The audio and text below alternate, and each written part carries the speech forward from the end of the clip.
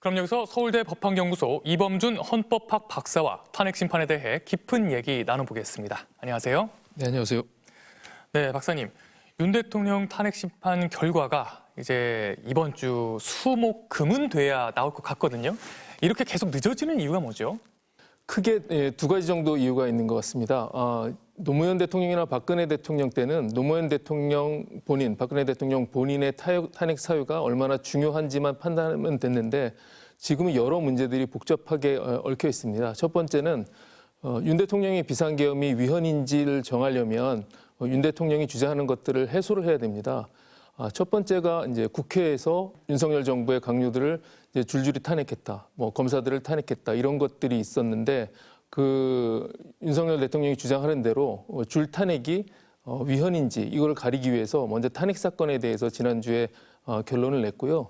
그 다음은 이제 윤석열 대통령이 이제 탄핵이 인용돼서 파면된다고 가정을 하면 그 앞으로 있을 이제 대통령 선거를 누가 이끌 것인가 이 문제가 남아 있습니다. 이 관련해서 이제 그 한덕수 총리가 탄핵이 돼 있는 상태에서 직무가 정지돼 있는데 그대로 이제 윤석열 대통령이 파면되고 최상목 권한대행 체제, 부총리 체제로 갈 것인지 아니면 한덕수 총리에 대한 탄핵을 기각하고 한덕수 총리, 그러니까 국무총리가 대통령 권한대행을 한 체제로 갈 것인지도 판단을 해야 됩니다. 근데 시기적으로 윤석열 대통령 사건을 선고하고 그 뒤에 한덕수 총리 사건을 한 번 더 하는 것은 약간 복잡하고 또 만약에 그 탄핵을 기각했을 경우에 최상목 체제에서 한덕수 체제로 다시 또 바뀌는 문제가 있어서 웬만하면 헌법재판소가 윤석열 대통령 사건과 한덕수 총리 사건을 같이 선고하려고 할 것입니다.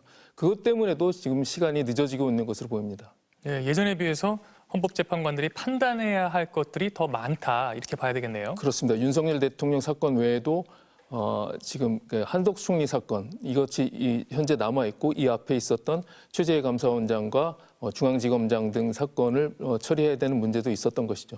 네, 윤 대통령 탄핵 심판 과정을 쭉 지켜보셨죠.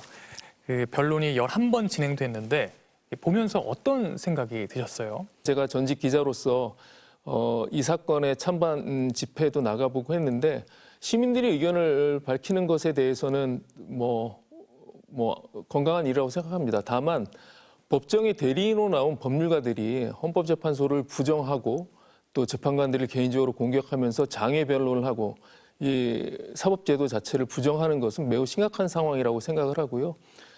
지금이라도 대리인들이 또 대통령인 피청구인을 설득해서 헌법재판소의 결과에 승복하겠다는 선언을 해야 되지 않나 이렇게 생각합니다. 한편으로는 참 이 당연한 헌법재판소의 결과를 당연히 받아들여야 된다는 이 당연한 결과에 대해서 걱정해야 된다는 상황이 참 안타깝습니다.